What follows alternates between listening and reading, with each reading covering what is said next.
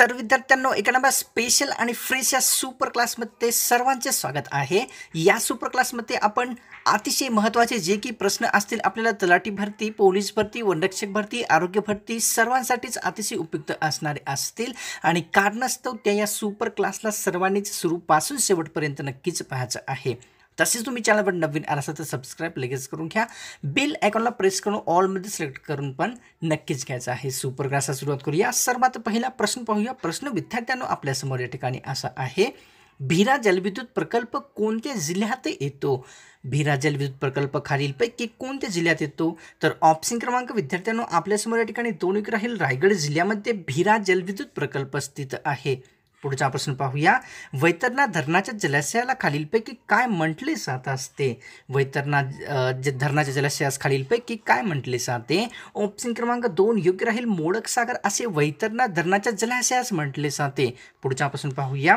मुक्ताई सागर जलाशय कोणत्या धरणाच्या जलाशयाला म्हटले जाते? मुक्ताई सागर जलाशय खालीलपैकी कोणत्या धरणाच्या जलाशयाला म्हणतात?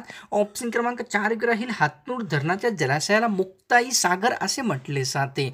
पुढचा प्रश्न पाहूया। साष्टी बेट महाराष्ट्रातील कोणत्या जिल्ह्यात येते? साष्टी हे बेट महाराष्ट्रातील कोणत्या जिल्ह्यात येते? तर ऑप्शन क्रमांक 3 योग्य राहील विद्यार्थ्यांनो। साष्टी बेट जे आहे या ठिकाणी मुंबई शहर तसेच मुंबई उपनगर दोन्ही जिल्ह्यात स्थित आहे। पुढचा प्रश्न पाहूया। अंकाई टंकाई हा डोंगराळ किल्ला खालीलपैकी कोणत्या जिल्ह्यात येतो? अंकाई टंकाई हा डोंगराळ किल्ला महाराष्ट्रातील कोणत्या जिल्ह्यात येतो? तर ऑप्शन क्रमांक 2 एक राहील। नाशिक जिल्ह्यामध्ये अंकाई टंकाई डोंगराळ किल्ला स्थित आहे। पुढचा प्रश्न पाहूया। या ठिकाणी पिलकापार टेकड्या महाराष्ट्रातील कोणत्या जिल्ह्यात येतात ते सांगायचं आहे। पिलकापार टेकड्या महाराष्ट्रातील कोणत्या जिल्ह्यात येतात? ऑप्शन क्रमांक 1 योग्य राहील। नागपूर जिल्ह्यामध्ये पिलकापार टेकड्या स्थित आहेत। पुढचा प्रश्न पाहूया। भिंगार थंड हवेचे ठिकाण महाराष्ट्रातील कोणत्या जिल्ह्यात येते? भिंगार हे थंड हवेचे ठिकाण महाराष्ट्रातील कोणत्या जिल्ह्यात येते? तर ऑप्शन क्रमांक 4 योग्य राहील। बुलढाणा जिल्ह्यामध्ये भिंगार थंड हवेचे ठिकाण आहे। पाहूया पुढचा प्रश्न। सूर्यमाळ हे थंड हवेचे ठिकाण महाराष्ट्रातील कोणत्या जिल्ह्यात स्थित आहे? सूर्यमाळ थंड हवेचे ठिकाण महाराष्ट्रातील कोणत्या जिल्ह्यात येते? ऑप्शन क्रमांक 3 योग्य राहील। पालघर जिल्ह्यामध्ये सूर्यमाळ हे थंड हवेचे ठिकाण पाहावयास मिळते। पाहूया पुढचा प्रश्न। या ठिकाणी तळेगावचे पठार महाराष्ट्रातील कोणत्या जिल्ह्यात येते? तळेगावचे पठार महाराष्ट्रातील कोणत्या जिल्ह्यात येते? तर ऑप्शन क्रमांक 4 योग्य राहील। वर्धा जिल्ह्यामध्ये तळेगावचे पठार स्थित आहेत। पुढचा प्रश्न पाहूया। दाभोळ खाडी महाराष्ट्रातील कोणत्या भागामध्ये येते? दाभोळ ही प्रसिद्ध खाडी महाराष्ट्रातील कोणत्या भागात येते? तर ऑप्शन क्रमांक 3 योग्य राहील। कोकण भागामध्ये दाभोळ खाडी स्थित आहे। पुढचा प्रश्न पाहूया। भारतातील मॅग्नेटच्या एकूण साठ्यापैकी एकट्या महाराष्ट्रामध्ये किती टक्के स्थित आहे? भारतातील मॅग्नेटच्या एकूण साठ्यापैकी एकट्या महाराष्ट्रात एकूण किती टक्के आहे?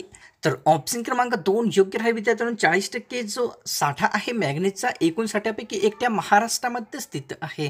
पुढचा प्रश्न पाहूया। भारतातील दगडी कोळशाच्या एकूण साठ्यापैकी महाराष्ट्रामध्ये एकूण किती टक्के साठा पाहावयास मिळतो? भारतातील दगडी कोळशाच्या एकूण साठ्यापैकी महाराष्ट्रात एकूण किती टक्के आहे? ऑप्शन क्रमांक 2 योग्य राहील। भारतातील एकूण दगडी कोळशाच्या साठ्यापैकी 4% महाराष्ट्रामध्ये स्थित आहे। पुढचा प्रश्न पाहूया। रत्नागिरी जिल्ह्यामध्ये देशमुखवाडी या ठिकाणी कोणता जलविद्युत प्रकल्प पाहावयास मिळतो? रत्नागिरी जिल्ह्यामध्ये देशमुखवाडी या ठिकाणी खालीलपैकी कोणता जलविद्युत प्रकल्प आहे? ऑप्शन क्रमांक विद्यार्थ्यांनो 1 योग्य राहील। कोयना जलविद्युत प्रकल्प रत्नागिरी जिल्ह्यात देशमुखवाडी ठिकाणी स्थित झालेला आहे। पुढचा प्रश्न पाहूया। या ठिकाणी कुंडलिका नदीवर खालीलपैकी कोणता जलविद्युत प्रकल्प स्थित आहे? कुंडलिका नदीवर खालीलपैकी कोणता जलविद्युत प्रकल्प आहे? ऑप्शन क्रमांक 2 योग्य राहील। भीरा जलविद्युत प्रकल्प कुंडलिका नदीवर स्थित आहे। पुढचा प्रश्न पाहूया। महाराष्ट्रातील ठाणे जिल्ह्यामध्ये कोणता औष्णिक विद्युत प्रकल्प स्थित आहे? महाराष्ट्रातील ठाणे जिल्ह्यातील कोणता औष्णिक विद्युत प्रकल्प स्थित आहे? तर ऑप्शन क्रमांक विद्यार्थ्यांनो आपल्यासमोर 2 योग्य राहील। चोला औष्णिक विद्युत प्रकल्प ठाणे जिल्ह्यात पाहावयास मिळतो। पुढचा प्रश्न पाहूया। पारस औष्णिक विद्युत प्रकल्प महाराष्ट्रातील कोणत्या जिल्ह्यात आहे? पारस औष्णिक विद्युत प्रकल्प महाराष्ट्रातील कोणत्या जिल्ह्यात आहे? तर ऑप्शन क्रमांक विद्यार्थ्यांनो 3 योग्य राहील। अकोला जिल्ह्यामध्ये पारस औष्णिक विद्युत प्रकल्प पाहावयास मिळतो। पुढचा प्रश्न पाहूया। महाराष्ट्रातील एकूण किती अणुविद्युत प्रकल्प पाहाव्यास मिळतात ते सांगायचं आहे. महाराष्ट्रात एकूण किती अणुविद्युत प्रकल्प आहे? ऑप्शन क्रमांक 4 योग्य राहील. महाराष्ट्रामध्ये एकूण 3 अणुविद्युत प्रकल्प स्थित आहेत. पुढच्यापासून पाहूया. जैतापूर अणुविद्युत प्रकल्प महाराष्ट्रातील कोणत्या जिल्ह्यात येतो? जैतापूर अणुविद्युत प्रकल्प महाराष्ट्रातील कोणत्या जिल्ह्यात येतो? तर ऑप्शन क्रमांक 4 योग्य राहील. जैतापूर अणुविद्युत प्रकल्प महाराष्ट्रातील रत्नागिरी जिल्ह्यामध्ये पाहाव्यास मिळतो. पुढच्यापासून पाहूया. ठोसेघर पवन विद्युत प्रकल्प महाराष्ट्रातील कोणत्या जिल्ह्यात स्थित आहे? ठोसेघर पवन विद्युत प्रकल्प महाराष्ट्रातील कोणत्या जिल्ह्यात आहे? ऑप्शन क्रमांक 2 योग्य राहील. सातारा जिल्ह्यामध्ये ठोसेघर पवन विद्युत प्रकल्प स्थित आहे. पुढच्यापासून पाहूया. छत्रपती शिवाजी महाराजांचा सर्वात मोठा शत्रू खालीलपैकी कोण होता ते सांगायचं आहे. छत्रपती शिवाजी महाराजांचा सर्वात मोठा शत्रू खालीलपैकी कोण होता? तर ऑप्शन क्रमांक 2 योग्य राहील. अफजल खान हा जो व्यक्ती आहे छत्रपती शिवाजी महाराज यांचा सर्वात मोठा शत्रू होता. पुढच्यापासून पाहूया. महाराष्ट्रातील पहिला समुद्र लाटापासून वीज निर्मिती प्रकल्प कोठे आहे ते सांगायचं आहे. महाराष्ट्रातील सर्वात पहिला समुद्री लाटापासून वीज निर्मिती प्रकल्प कोणत्या ठिकाणी आहे? तर ऑप्शन क्रमांक 3 योग्य राहील. घारापूर या ठिकाणी महाराष्ट्रातील सर्वात पहिला समुद्री लाटापासून वीज निर्मिती प्रकल्प स्थित आहे. पुढच्यापासून पाहूया. पुढीलपैकी कोणते पीक हे क्षार सहनशील आहे ते सांगायचं आहे. पुढीलपैकी कोणते पीक क्षार सहनशील आहे? ऑप्शन क्रमांक 1 योग्य राहील. ऊस हे पीक जे आहे क्षार सहनशील असलेले आहे. पुढच्यापासून पाहूया. शिवछत्रपती पुरस्कार कोणत्या क्षेत्रात दिला जात असतो? प्रसिद्ध असलेला शिवछत्रपती पुरस्कार खालीलपैकी कोणत्या क्षेत्रात देतात? तर ऑप्शन क्रमांक विद्यार्थ्यांनो आपल्यासमोर 1 योग्य राहील. क्रीडा क्षेत्रामध्ये शिवछत्रपती हा अतिशय प्रसिद्ध पुरस्कार दिला जातो. पुढच्यापासून पाहूया. महाराष्ट्राची ऐतिहासिक राजधानी खालीलपैकी कोणती आहे? महाराष्ट्राची ऐतिहासिक राजधानी खालीलपैकी कोणती आहे? ऑप्शन क्रमांक 1 योग्य राहील. कोल्हापूर ही जी आहे महाराष्ट्राची ऐतिहासिक राजधानी आहे. पुढच्यापासून पाहूया. अंड्यामध्ये खालीलपैकी कोणते जीवनसत्व आढळते ते सांगायचं आहे. अंड्यामध्ये खालीलपैकी कोणते जीवनसत्व आढळते? ऑप्शन क्रमांक 3 योग्य राहील. जीवनसत्व सी हे अंड्यामध्ये आढळत असते. पाहूया पुढचा प्रश्न. रक्ताला लाल रंग प्रामुख्याने खालीलपैकी कशापासून प्राप्त होत असतो? रक्ताला लाल रंग खालीलपैकी कशामुळे प्राप्त होतो? ऑप्शन क्रमांक 3 योग्य राहील. ऑक्सिजन तसेच लोह या दोन्ही माध्यमातून रक्ताला लाल रंग मिळत असतो. पुढच्यापासून पाहूया. महाराष्ट्राचे नवे मुख्यमंत्री खालीलपैकी कोण आहेत ते सांगायचं आहे. महाराष्ट्राचे नवे मुख्यमंत्री खालीलपैकी कोण आहेत? ऑप्शन क्रमांक 2 योग्य राहील. एकनाथ शिंदे यांनी महाराष्ट्राचे नवे मुख्यमंत्री आहेत. पुढच्यापासून पाहूया. एकनाथ शिंदे यांनी महाराष्ट्राच्या मुख्यमंत्रीपद कोणत्या दिवशी स्वीकारलेले आहे ते सांगायचं आहे. एकनाथ शिंदे यांनी महाराष्ट्राचे मुख्यमंत्रीपद खालीलपैकी कोणत्या दिवशी स्वीकारले आहे? ऑप्शन क्रमांक 4 योग्य राहील. 30 जून 2022 या वर्षीय दिवशी एकनाथ शिंदे यांनी महाराष्ट्राचे नवे मुख्यमंत्रीपद स्वीकारलेले आहे. पुढच्यापासून पाहूया. हरणे बंदर महाराष्ट्रातील कोणत्या जिल्ह्यात स्थित आहे? हरणे बंदर महाराष्ट्रातील कोणत्या जिल्ह्यात आहे? ऑप्शन क्रमांक 1 योग्य राहील. रत्नागिरी जिल्ह्यामध्ये हरणे बंदर स्थित आहे. पुढच्यापासून पाहूया. परमवीर चक्र पुरस्कार कोणत्या क्षेत्रातील सर्वोच्च पुरस्कार आहे? परमवीर चक्र पुरस्कार खालीलपैकी कोणत्या क्षेत्रातील सर्वोच्च पुरस्कार आहे? तर ऑप्शन क्रमांक 3 योग्य राहील. लष्कर क्षेत्रातील परमवीर चक्र हा सर्वोच्च पुरस्कार आहे. पुढच्यापासून पाहूया. लोण्यामध्ये खालीलपैकी कोणत्या अमलाचा समावेश असतो ते सांगायचं आहे. लोण्यामध्ये खालीलपैकी कोणत्या अमलाचा समावेश असतो? ऑप्शन क्रमांक 1 योग्य राहील. ब्युटेरिक अमलाचा समावेश लोण्यामध्ये झालेला असतो. पुढच्यापासून पाहूया विद्यार्थ्यांनो. आपल्या हृदयातील ठोक्याचा आवाज किती डेसिबलचा असतो ते सांगायचं आहे. हृदयातील ठोक्याचा आवाज एकूण किती डेसिबलचा असतो? तर ऑप्शन क्रमांक 2 योग्य राहील. 15 डेसिबल एवढा आपल्या हृदयातील ठोक्याचा आवाज असतो. महाराष्ट्राची प्रशासकीय भाषा खालीलपैकी कोणती आहे? महाराष्ट्राची प्रशासकीय भाषा खालीलपैकी कोणती आहे? ऑप्शन क्रमांक 3 योग्य राहील. मराठी अशी महाराष्ट्राची प्रशासकीय भाषा आहे. पुढच्यापासून पाहूया. खालीलपैकी कोणकोणत्या जिल्ह्याला जिल्हा परिषदा नाहीत ते सांगायचं आहे.